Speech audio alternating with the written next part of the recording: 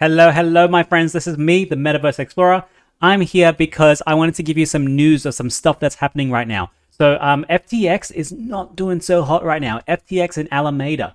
There's some stuff happening in the crypto world, and I thought I'd really do a quick video just to get people updated. So, the head news line is divisions in Sam Bankman-Fried's crypto empire blur on his trading titan Alameda's balance sheet. So, what happened? There was a kind of a document that started circulating, and it seems to be true. It was kind of like a financial statement of FTX Alameda, and it turns out that FTX has a huge amount of assets, right? But they also have a huge amount of liabilities. Now, what does this mean? They say they have a lot of money, but they also have a lot of debt, okay? Now, the problem is a whole lot of their debt is based off their FTT token, right? The FTT token that they got to print out of thin air and continuously buy back from the trading feeds of the FTX platform. Let's read the subheading. Alameda has $14.6 billion of assets as of June 30th, according to a private document CoinDesk reviewed. Much of it is in the FTT token issued by FTX, another Sam Bankman-Fried company. And we have a little quote from Corey Flipstein. He say, "It's fascinating to see that the majority of the net equity in the Alameda business is actually FTX's own centrally controlled and printed out of thin air token." Who's known for his critical views of altcoins, which refers to cryptocurrencies other than BTC. Let's keep going, shall we? First off, the core thing that people are starting to freak out over is CZ. So, right, there's two issues here. First off, they have printed this token out of thin air and they're using it as collateral, right? So they've printed something out of thin air. It's worth like $22, right? So they can go ahead and borrow $10 or $20 against it because, hey, this is worth $22. They can use that $20 to go and buy something else or go and do something else with it, right? So it's just the same as me kind of saying, hey, this is my token. I'm going to now go and borrow, it's worth $20 because you bought it for $20 and I'm going to go borrow $10 against it. So, you know, what really happens when someone tries to sell your token for $20?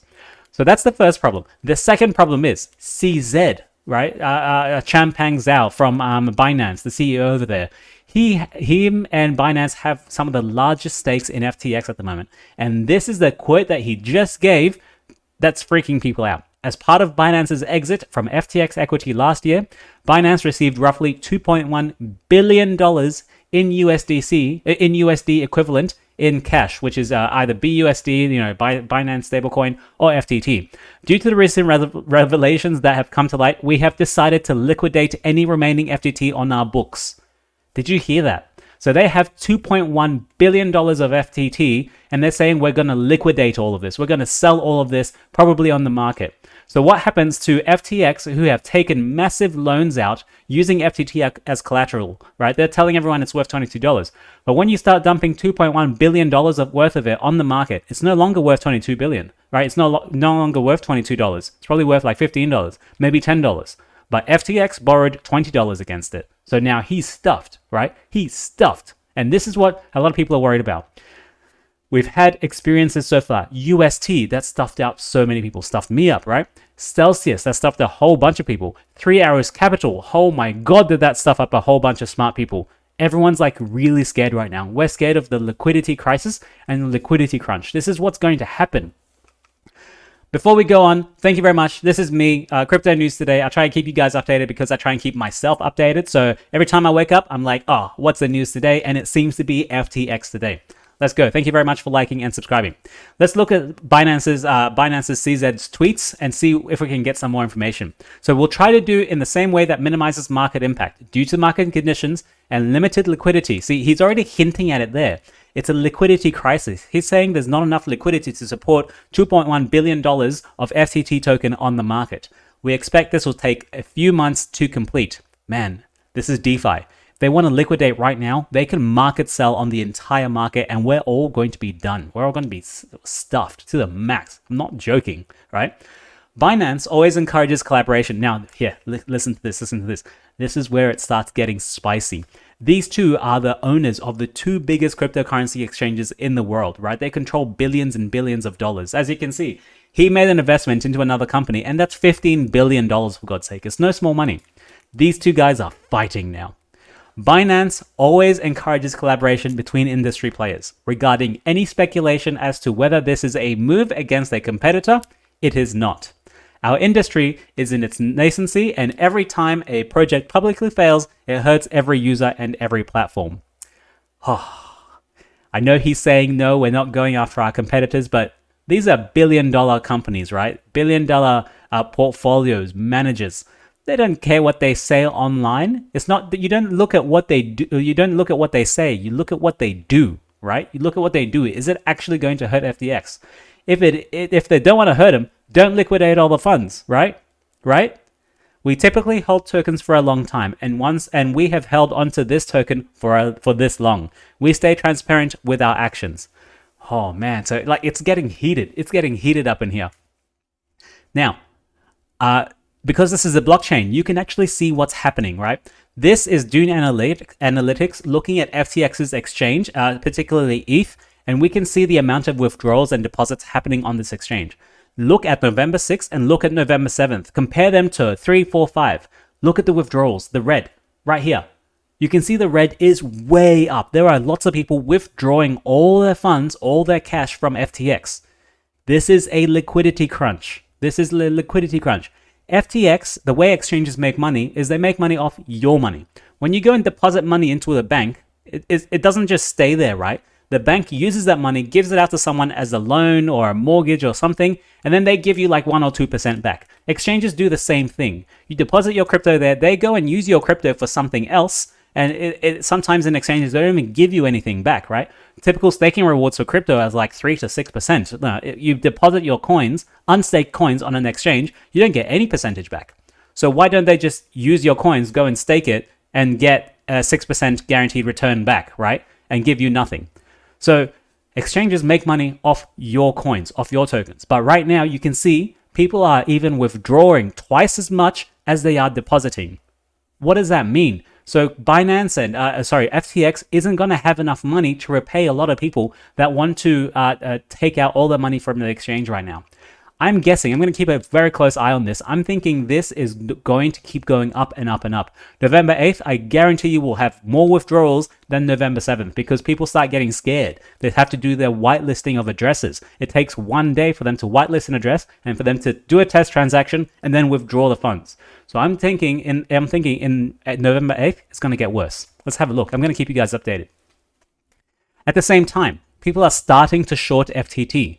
All of this speculation, people are like, oh, they might not actually have enough money. They might not be able to make it out of this. So what do? You go ahead and borrow FTT and you sell it on the market in the hopes that tomorrow, day after, next week, the price of FTT will be down because they would have failed.